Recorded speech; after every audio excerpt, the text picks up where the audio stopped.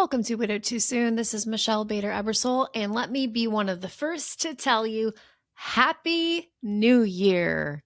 This should be coming out on January 1st, 2026. How in the world did we get to 2026? I mean, it was just like 1997 the other day, the year I graduated from high school. Side note. I mean, I'm only 29, but somehow that happened.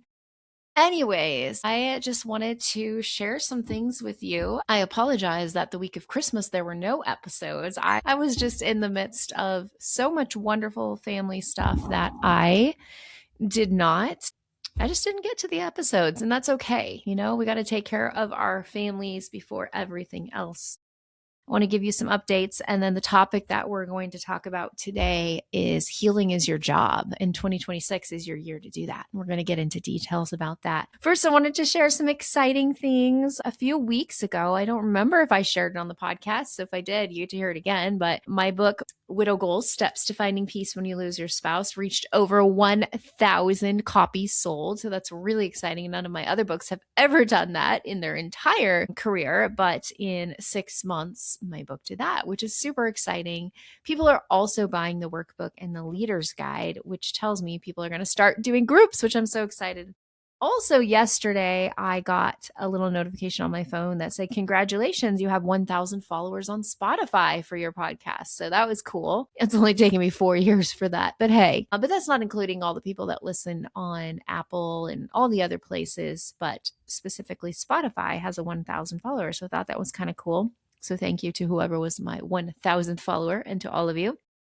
And let's see what else has happened. Well, Christmas. And honestly, I think it's our 6th Christmas without Luke. I don't have grief anymore.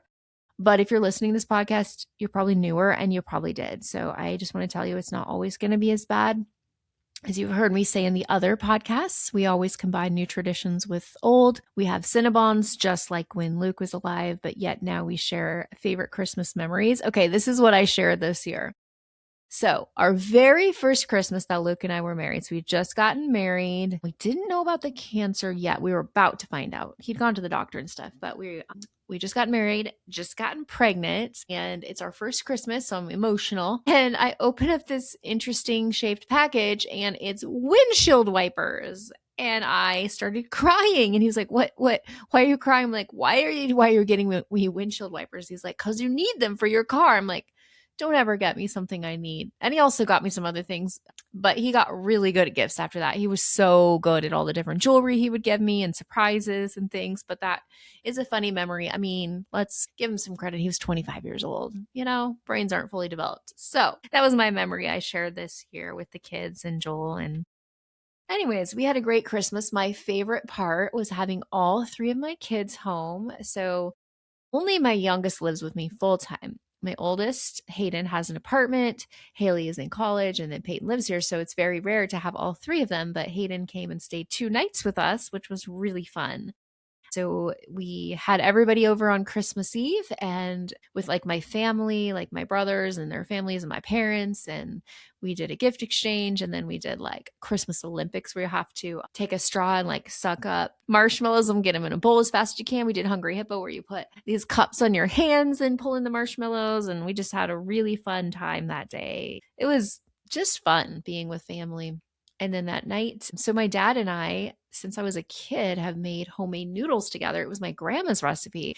And so that's a tradition we do. So my dad and I made the noodles and then we ate those together. And then we all went to church and it was a beautiful, wonderful candlelight service. And we had a camel there and we came home, watched The Grinch, hung out together, and just had a really fun time and had a great Christmas morning as well. Haley's present, and that I'm super excited. It's not here yet. She decided that she finally wanted to get a quilt made, or a blanket really, from Luke's t-shirts. And we actually cleaned out a closet and we found a bunch more. And so we laid out 30 t-shirts and we're sending them in and they will be put into a shirt. I will tell you guys how it goes and put the link and everything in if I like it. I want to make sure I like it first before I recommend this company, but I think they're going to do a really good job. We've talked about it for years and she just decided that's what she wanted for her big present. Another present that I got the kids that isn't here yet, they don't listen to my podcast, so they won't know. So it's still a surprise for them is I took all of these old videos. I had 11 home videos with Luke that they've never seen, and I had them digitized. And then I had 4 more that I could do. So I took some from my parents' house. I don't think they're listening. And I am surprising them with some videos as well.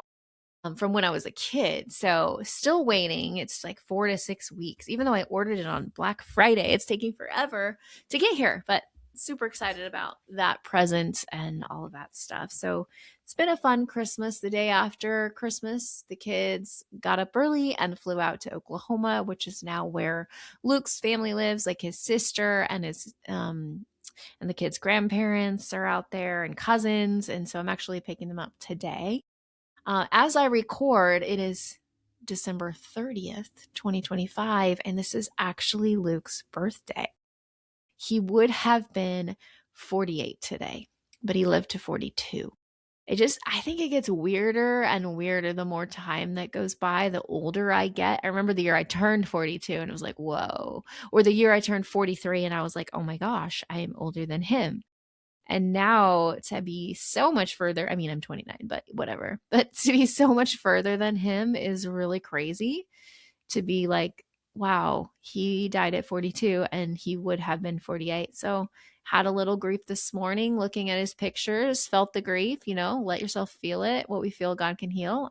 Posted some pictures of him. And then today when I pick up the kids, we're going to go to his favorite restaurant, Red Robin, and do that in honor of him. So Joel helped me go through everything and we got these big bins. So I'm not getting rid of it. I'm just simply moving where it's at. So we took that stuff and put it in bins and it's going to go in the garage. And it's just part of my process. Everybody does it differently. I've been through his stuff many, many times, but I just had so much more of it in my closet that I was ready to move it somewhere else. The other thing that I'm really excited about doing this year is I think I have 3 of Luke's prosthetic legs. I want to donate them to missionaries. I want them to go to another country where people cannot afford them because that was Luke's dream. If you have any connections with people doing mission trips that need prosthetic legs or any connections, please, please, please email me, michelle@widowgoals.org, and let me know where I can donate these. So that's a lot of catching up with what's been going on since I haven't done that in a while. I'm excited. The next episode, I believe, that comes out is going to be about just about planning for the year by a man who has also been widowed, but speaks about not vision boards. It's kind of the opposite of that. And that's going to be exciting. Steve, I don't remember his last name right now, but that's coming out next week. So what I'm here to talk about is heal like it's your job. Okay. So 2026 is your year to heal. So what does this mean? Okay, you need to make healing your priority. Okay, it needs to be number 1. Healing needs to be your job because if you don't work on your healing, you're going to be in the same place in another year. Okay, if you want to be the best mom, the best friend, sister, daughter, whoever you are to people, you need to be working on your healing. Because if we don't do healing, I know you guys have heard this, but just going to repeat it. Let's say I went to my car right now and I was like, man, I have a flat tire. You know what? I'll come back in a year. It'll be better. If I did no work, that tire would still be flat. And that's how it is with our healing. If we don't take steps towards healing, we're going to be in the same place a year from now, 5 years from now, 10 years from now. I have seen it. I have worked with widows who haven't taken care of their healing and they're in that same place. So what are you going to do to heal in 2026? First of all, I want you to write it down. A goal without being written down is just a wish. And so, right, I will continue my healing journey in 2026. I don't mean that we're all, we're going to be like healed of everything. We're always going to have grief, right? That still comes up. I'm almost 6 years down the road. I'm still have pieces of that come up. But I mean, like the majority of your life, you're not living in this dark, dark place anymore. And so what does it mean to heal like it's your job? You get up every day and you do something every single day for your healing. Okay. Would you, go to work and not do what you're supposed to do? No, you've got to take care of you. So what does this look like? Pouring into everything that you can find. Now, the fact that you're here listening to a widow podcast means you're ahead of most of the people because that means you are into pouring into yourself and figuring out how you can get better. So number 1, that's good. I'm glad you're already listening to podcasts. Read every grief book you can find. I highly recommend the Grief Recovery Method, the Grief Recovery Handbook. I would say, besides my book, it's hands down the best book about grief. I would also, not just because it's my book, but because of all the people from all over the world that's telling them that it's helping them, I would read Widow Goals, Steps to Finding Peace. When you lose your spouse, I would totally read that. I would pour into grief counseling. Now, if you can find specific, like a grief counselor or a grief recovery method specialist like myself, even though I no longer do that anymore, I'll put some links for this stuff. Like pour into yourself. The grief recovery method is, I think hands down the best program for grief. I'm sorry, Bentley, for all of grief, and specifically to grief to widows, is Widow Goals. So pour into yourself, find a regular counselor as well. I had a grief counselor and a regular counselor when I was new in my grief. Also, find a grief retreat. That's something I did 2 months after I was widowed. I found a grief retreat. Now, it's a little bit late for ours. The Widow Goals retreat is January 22nd. If you want to be on the waiting list, please email me, michelle@widowgoals.org, and I'll get you on the waiting list. But find a place that you can plug into. Find local widows. Okay, that's huge. I couldn't find any. I knew a few, but there wasn't a group, so I started one. You could start your own Widow Goals group. You've got to pour into healing like it's your job.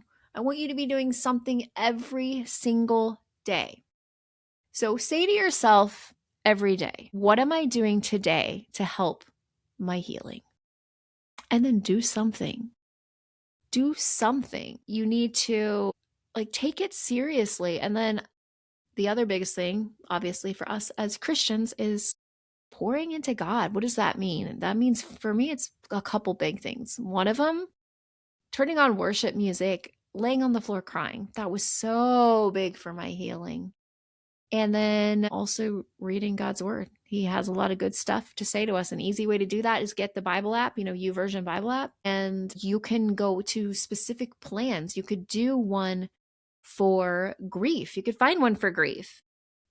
Do something every single day, because your future is more important than anything.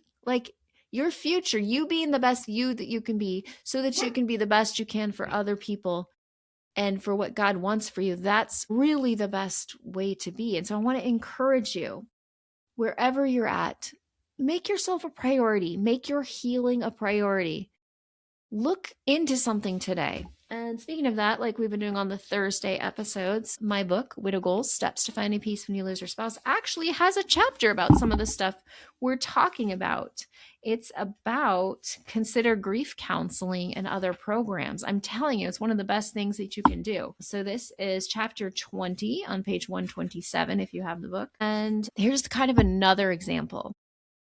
If you broke your arm but never had it set, what would happen?